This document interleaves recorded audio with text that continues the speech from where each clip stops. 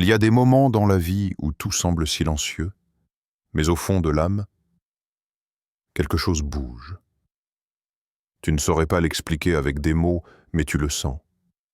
Une sorte de frisson intérieur, une impression que le ciel essaie de attirer ton attention. Et aujourd'hui, ce n'est pas une coïncidence si tu entends ces mots. Prépare ton cœur à recevoir. Quand l'esprit parle, ce n'est jamais au hasard. Il parle parce que quelque chose approche. Quelque chose que tu ne vois pas encore, mais qui avance vers toi. Tu sens peut-être une pression intérieure, une agitation, une émotion difficile à décrire. Comme si ton cœur savait qu'un changement est en marche, même si ta raison ne comprend pas encore. Ce que tu vis n'est pas de l'imagination. C'est une convocation intérieure. Il y a une saison où Dieu ne te demande pas d'agir, mais de te préparer.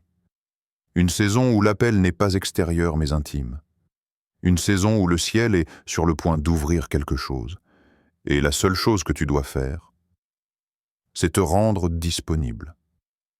Tu as peut-être traversé des jours lourds, des batailles silencieuses, des pensées qui tournaient en boucle, et pourtant, malgré tout cela, tu n'as pas été abandonné. Tu étais préparé. Ce que tu ressens en ce moment, cette tension, cette attente, cette sensibilité inhabituelle, n'est pas un trouble.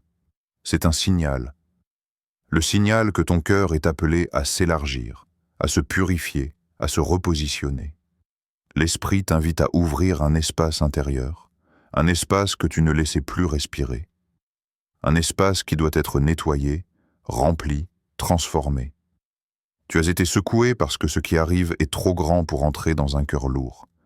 Tu as été étiré parce que ce qui s'en vient est trop vaste pour un cœur fermé. Tu as été isolé parce que ce qui t'attend ne pouvait pas être reçu dans le bruit des autres. Et maintenant, l'esprit te murmure quelque chose de profond, presque solennel. Prépare ton cœur. Ce qui arrive demandera plus de toi, mais donnera encore plus à toi. Il ne s'agit pas d'un simple message. C'est un avertissement bienveillant, une invitation sacrée, une annonce céleste. Quelque chose approche et ton cœur doit se tenir prêt. Avant que quelque chose n'apparaisse dans ta vie, cela commence toujours à l'intérieur. Dieu ne construit jamais une nouvelle saison sur un cœur qui porte encore les traces de l'ancienne. Alors, il t'appelle en profondeur, dans cet endroit où personne ne voit, là où se cache ta vraie force, ta vraie douleur, ta vraie foi. Et c'est dans ce lieu secret qu'il commence son travail invisible. L'appel intérieur n'est pas toujours bruyant. Il se manifeste souvent par une sensation étrange. Le sentiment que tu n'es plus à ta place là où tu étais. Les choses qui te satisfaisaient autrefois n'ont plus le même goût. Les conversations superficielles t'épuisent. Les distractions qui t'amusaient auparavant te laissent maintenant vide. Ce n'est pas de la lassitude, c'est un signe. Le signe que ton cœur est en transition. Quand Dieu prépare quelqu'un, il agit dans le silence. Tu peux avoir l'impression que rien ne se passe, mais en réalité, tout se passe. Il déplace des choses en toi. Il repositionne tes pensées. Il t'éloigne de certains désirs pour en réveiller d'autres, plus alignés avec ce qu'il s'apprête à déposer dans ta vie. Il ferme certaines portes intérieures pour que tu puisses enfin regarder dans la bonne direction. L'appel intérieur, c'est aussi une purification. Pas une purification qui te condamne, mais une purification qui t'allège. Dieu retire des poids invisibles que tu portais depuis trop longtemps. La peur de manquer, les blessures que tu n'as jamais exprimées, les doutes que tu cachais derrière un sourire. Il fait remonter ces choses, non pas pour te blesser, mais pour t'en libérer. Tu ne peux pas recevoir avec un cœur encombré. Alors, il nettoie doucement, couche après couche. Tu remarqueras peut-être que tu es plus sensible que d'habitude, plus conscient de tes émotions, plus attentif à ce que ton âme ressent. Ce n'est pas de la fragilité, c'est de la préparation. Dieu t'amène dans un endroit intérieur où tu peux enfin entendre sans être distrait, voir sans être aveuglé, ressentir sans te protéger. Il élargit ton cœur pour lui donner la capacité de porter ce qu'il va y déposer. Il y a aussi ce moment particulier où tu ne comprends plus vraiment ce que tu veux. Tu n'es ni en arrière, ni en avant. Tu n'es plus ce que tu étais, mais tu n'es pas encore devenu ce que tu seras. C'est un passage, un seuil, une zone de transit spirituel. Et chaque fois que tu ressens ce flou intérieur, rappelle-toi ceci. C'est un signe que Dieu travaille, pas contre toi, pas autour de toi, mais en toi. Car avant de te donner, il te prépare. Avant de t'élever, il t'approfondit. Avant de t'ouvrir une porte, il ouvre ton cœur. Quand Dieu prépare ton cœur, cela ne se voit pas toujours de l'extérieur, mais tu le ressens profondément. Les signes sont subtils, mais puissants.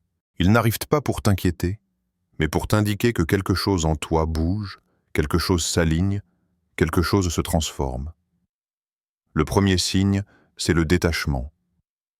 Tu te surprends à prendre de la distance avec des choses qui, autrefois, occupaient ton cœur. Certaines relations deviennent silencieuses. Certaines habitudes te paraissent soudain inutiles.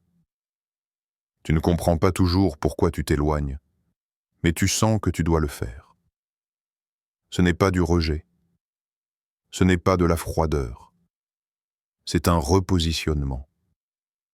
Dieu retire doucement ton cœur de ce qui n'a plus la capacité de te porter dans la prochaine saison. Vient ensuite une fin spirituelle nouvelle. Tu ressens un désir que rien ni personne ne peut combler. Tu veux plus de profondeur, plus de vérité, plus de clarté. Ce n'est pas une envie comme les autres, c'est un appel. Un écho intérieur qui te pousse à chercher ce que tu ne trouvais pas dans la surface du monde. Ta soif grandit parce que Dieu élargit ton cœur pour quelque chose de plus grand que ce que tu vivais jusqu'ici.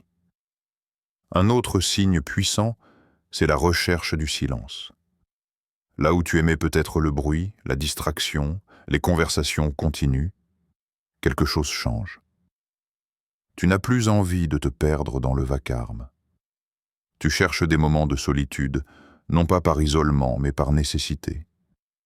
Le silence devient un refuge, un espace où ton âme respire enfin. C'est dans ce calme nouvellement désiré que Dieu construit, révèle et fortifie. Enfin, la sensibilité intérieure augmente.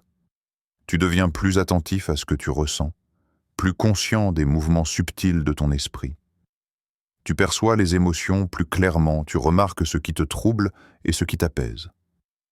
Cette sensibilité n'est pas une faiblesse. C'est un signe que ton cœur est en train de s'ouvrir. Dieu affine tes perceptions pour que tu puisses reconnaître sa direction, sa paix, sa présence. Tu peux même remarquer que certains choix que tu faisais automatiquement deviennent soudain difficiles à prendre. Comme si quelque chose en toi te disait « ce n'est plus pour toi ». Ce n'est pas une lutte, c'est une séparation intérieure. Un tri spirituel. Une réorganisation que Dieu orchestre pour t'aider à reconnaître ce qui nourrit ton âme et ce qui l'épuise. Quand ces signes apparaissent, cela veut dire que tu n'es plus en train de vivre par inertie. Tu es en train de être façonné, préparé, aligné. Le cœur qui se détache, qui a faim, qui cherche le silence et qui devient plus sensible, est un cœur sur le point de recevoir.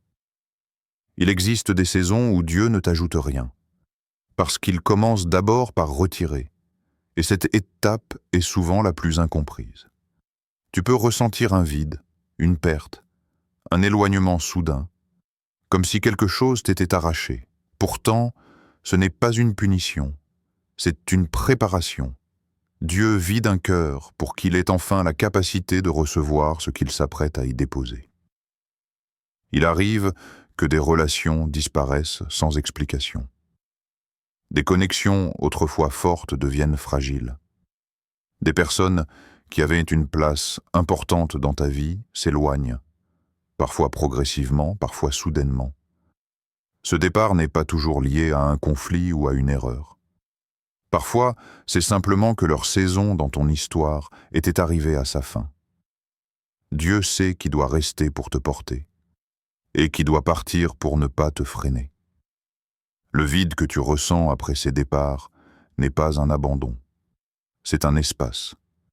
Un espace que Dieu crée volontairement. Car tant que ton cœur est rempli d'anciennes attaches, d'anciennes blessures, d'anciennes attentes, il n'a pas la place nécessaire pour accueillir ce qui est nouveau.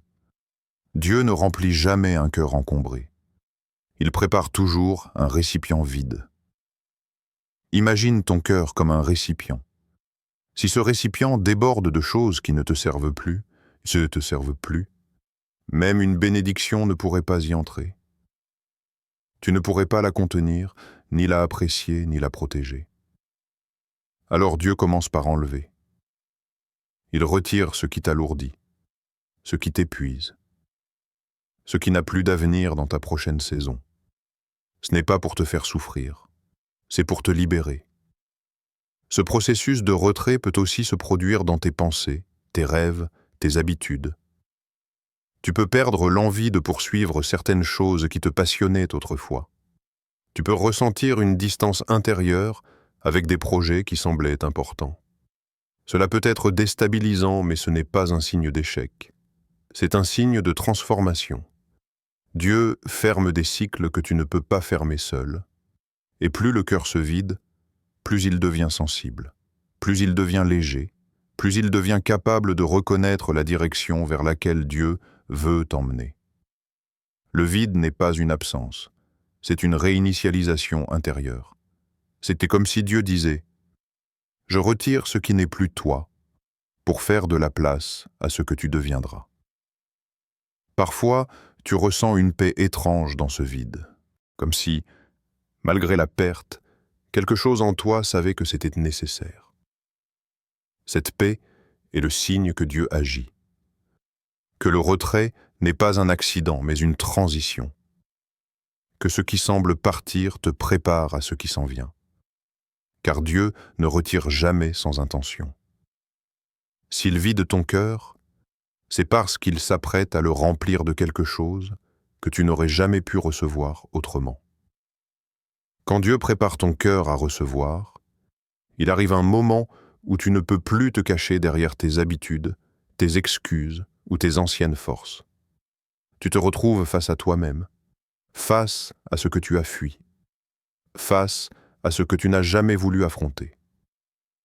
C'est ce qu'on appelle le combat intérieur. Non pas un combat contre le monde extérieur, mais un combat dans ton propre cœur. Ce combat commence souvent dans le silence. Tu n'as plus l'énergie de prétendre. Tu n'as plus envie de porter des masques.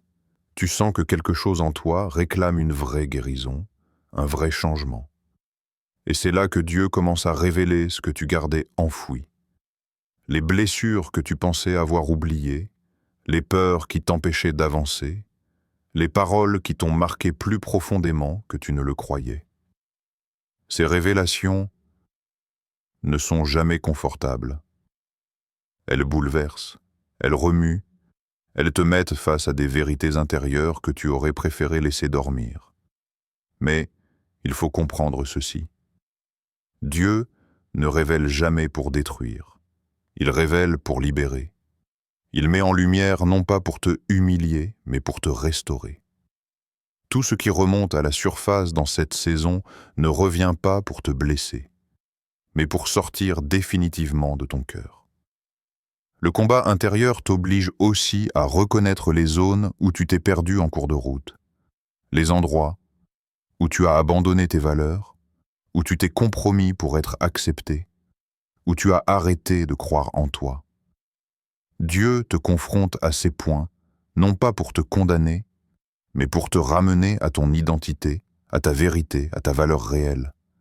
Il détruit ce qui te déforme pour laisser apparaître ce qui te construit. Il y a également cette lutte entre ce que tu ressens et ce que tu sais, entre ce que tu veux et ce que Dieu veut. entre ce que tu crains et ce vers quoi tu es poussé. Cette tension intérieure n'est pas un signe de faiblesse.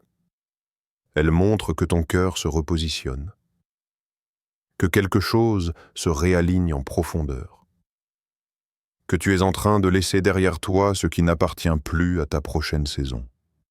Et au milieu de cette lutte, il y a un moment décisif, celui où tu réalises que tu ne peux pas guérir seul, que tu ne peux pas continuer à porter ce qui t'écrase, que tu dois laisser Dieu entrer dans les zones que tu protégeais.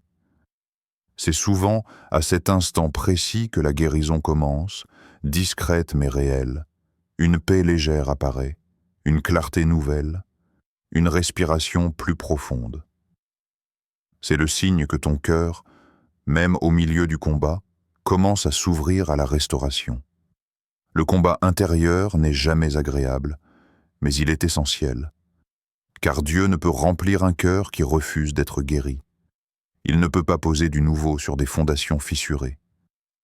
Alors, il te confronte, il t'éclaire, il t'allège, pour que ton cœur puisse enfin devenir le terrain fertile de ce qu'il s'apprête à déposer. Il existe un moment dans chaque préparation divine où tout semble se ralentir. Tu pries, tu espères, tu avances. Et soudain, tu entends au fond de toi une impression douce mais ferme.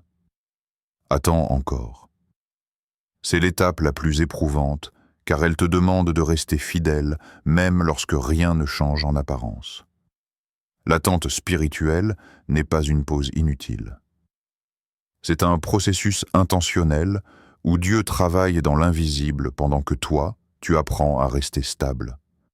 Dans cette saison, tu peux avoir l'impression que toutes les portes sont fermées, que tes efforts ne donnent aucun fruit, que ce que tu attends tarde à venir.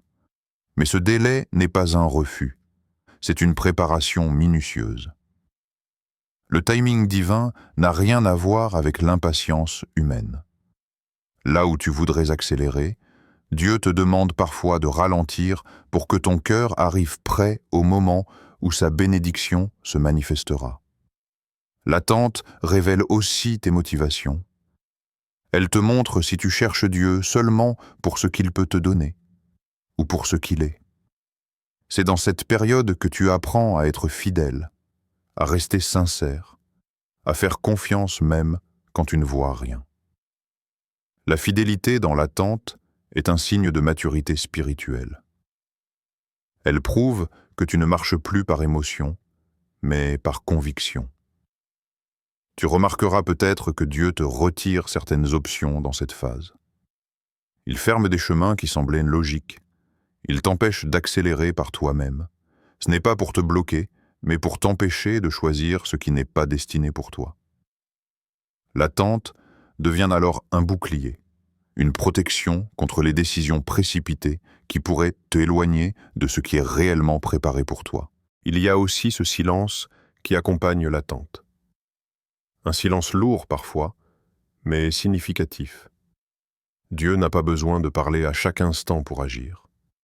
Dans ce silence, il consolide ton caractère, affine ta vision, renforce ta patience. Tu apprends à écouter différemment, à voir autrement, à ressentir avec plus de profondeur. Tu commences à reconnaître sa paix même au milieu du flou. Et puis, dans cette lenteur apparente, tu réalises quelque chose de profond. L'attente t'a changé. Elle t'a rendu plus attentif, plus doux, plus solide.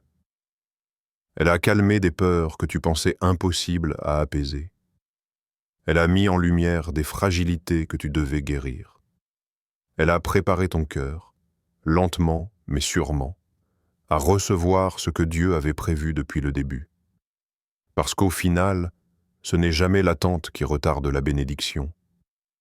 C'est l'attente qui prépare ton cœur à la porter sans la perdre. Après le vide, après le combat, après l'attente, vient un moment où ton cœur commence enfin à respirer autrement. Tu ne sais pas exactement quand le changement a commencé, mais tu sens qu'il est là.